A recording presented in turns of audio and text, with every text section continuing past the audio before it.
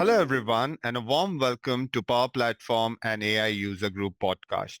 I'm your host, Clevin Fernandez, and today we have something truly special lined up for you. Joined us is none other than Pankaj, a senior QA engineer at Nutrient.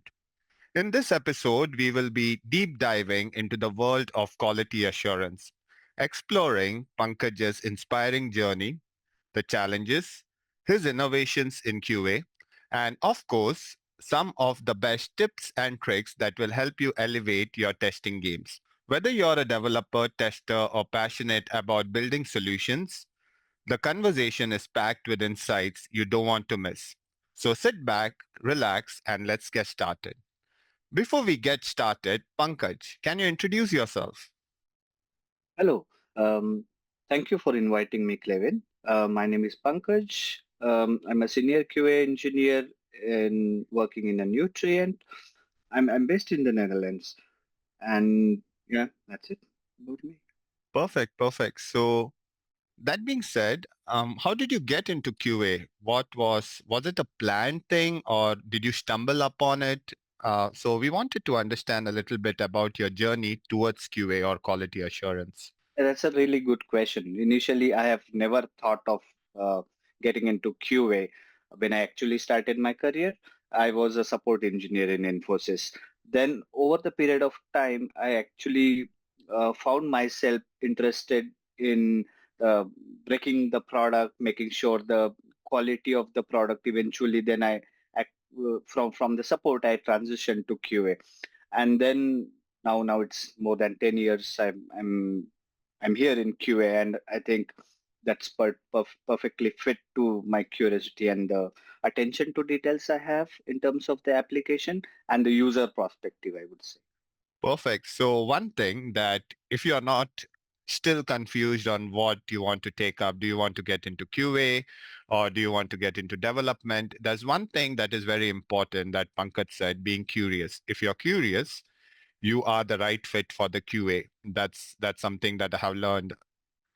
So that being said, it's good to be curious, but how do you keep on being curious? Like what is so much passionate about QA that drives every day that you're curious to find new bugs? The things which keeps me passionate about QA is the impact what we do. So in terms of QA, we follow the procedure and we make sure that the user experience is better. And once we ship it to the customer, we know they're going to have a smooth experience in terms of using the application.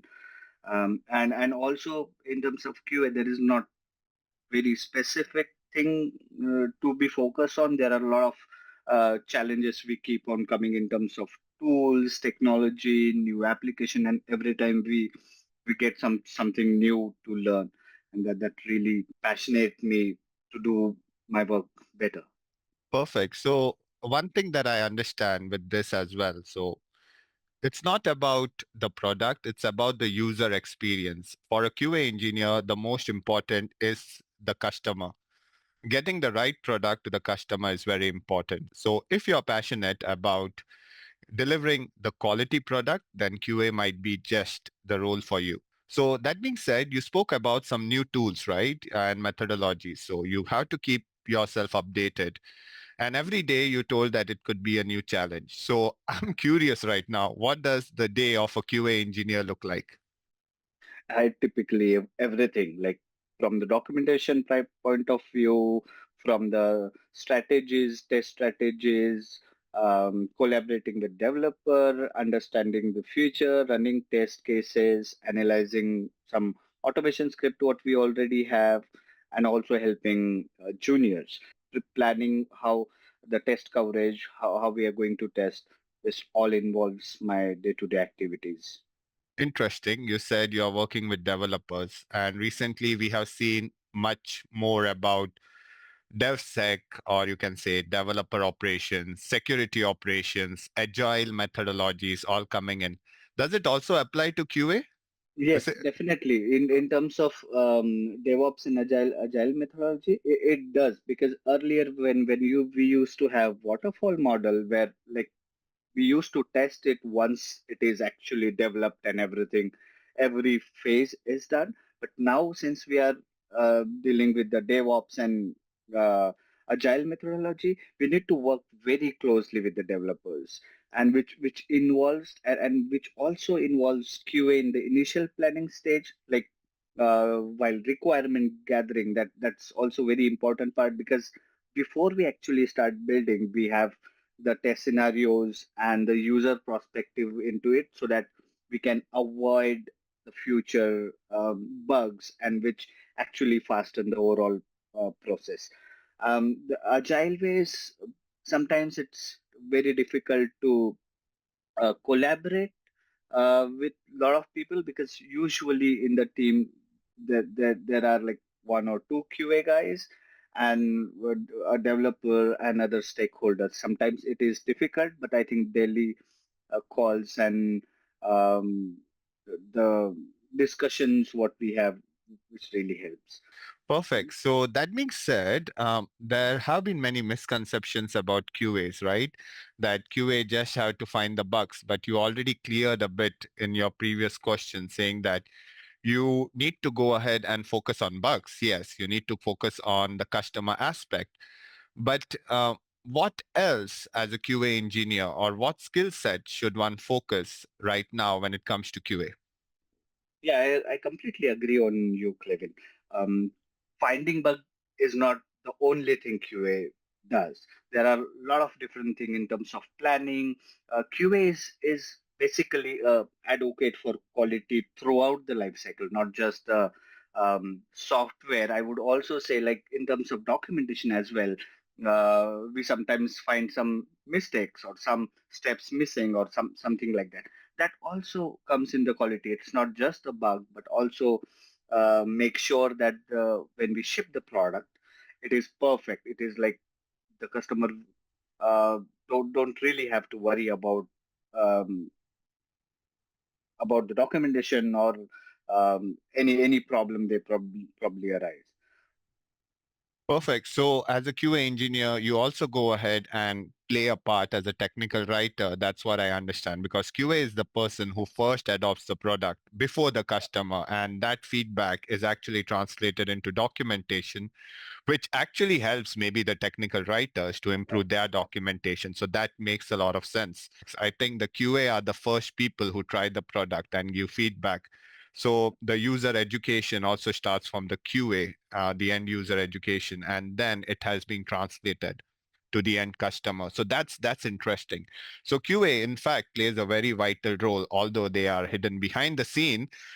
Yeah, I wanted to add one thing on that as well. Like, um, being a QA is also an advantage. Like, I've been also involved in a support call a lot of time, or also involved in explaining some more details to the functional consultant, because the product knowledge what we gain during the product testing is very essential, because we we don't just test the application. We also go through all aspect of the application, like negative edge scenario, exploratory testing, and things like that.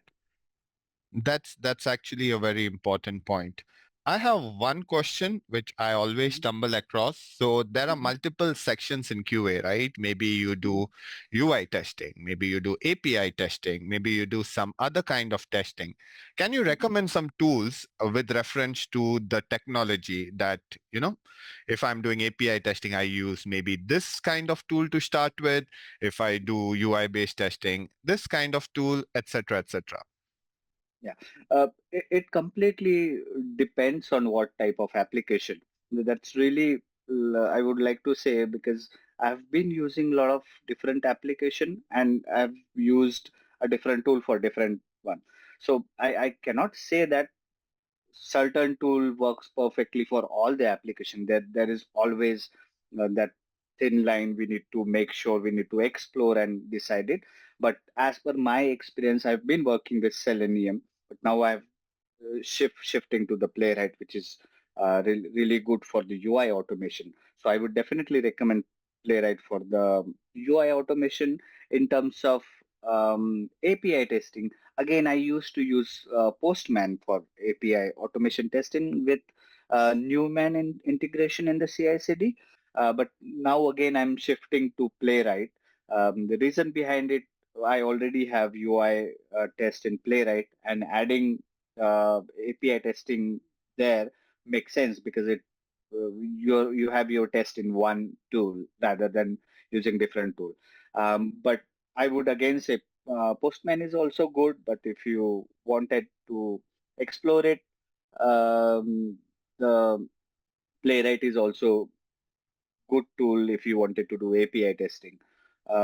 If you wanted to go for some performance testing or something like that, JMeter I have been using, which is really nice. And yeah, that's. This is the era of Copilot or maybe AI. Mhm, Any mhm. AI related tools that you would like to recommend as well? Yes, to be very honest, I haven't actually used any AI tool except for some of the chatbots I have used for the um, Postman API testing. But there is one tool I have started exploring is Test IM. That's a name which actually do AI power testing, which is really powerful tool I have come across. But yeah, I would recommend if somebody wanted to really explore AI power testing, um, Test IM is one of the good tool I would recommend. Enough of tech questions. I would like to know a little bit about, you said that you're in Netherlands. So did you migrate to Netherlands or how did it work out for you? It's been a 2 years I've relocated to Netherlands. My native place is actually Nagpur, which is famous for oranges. Yeah, like juicy and really nice oranges we get it, and it's really famous here. I wanted to ask you a little bit about Nagpur then. Mhm, If we visit Nagpur, right? mhm, What would be your recommendation? Like where should we go? What should we do? What should we eat, etc., etc.? mhm. That's a good question. I've been here for more than I think 25 years I'm here, and I would really recommend you to visit forest area we have. It's a huge forest area, and nearby we have Tadoba, which is really famous for the tiger reserves. So it's not just a tiger, but you'll see all wild animals if you visit it here. And the amazing nature we have, like greenery everywhere, and uh, it's really beautiful. Do you miss the weather of Nagpur as compared to Netherlands? That's a typical question I usually get to know, and my answer is yes.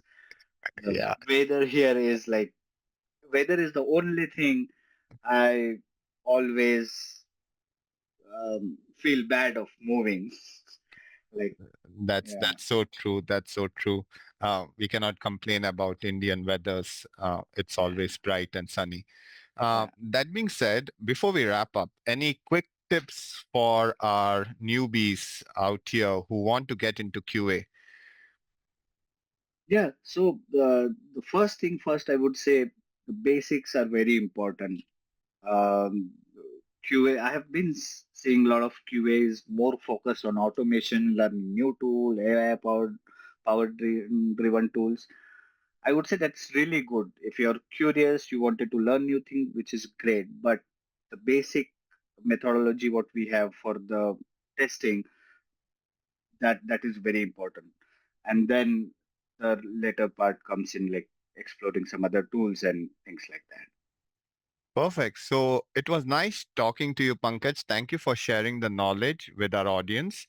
Pankaj is going to present live at PPUG, that is Power Platform and AI User Group. So we'll be sharing the details of the session real soon. If you are listening to this podcast, maybe at a later time, we'll include the description.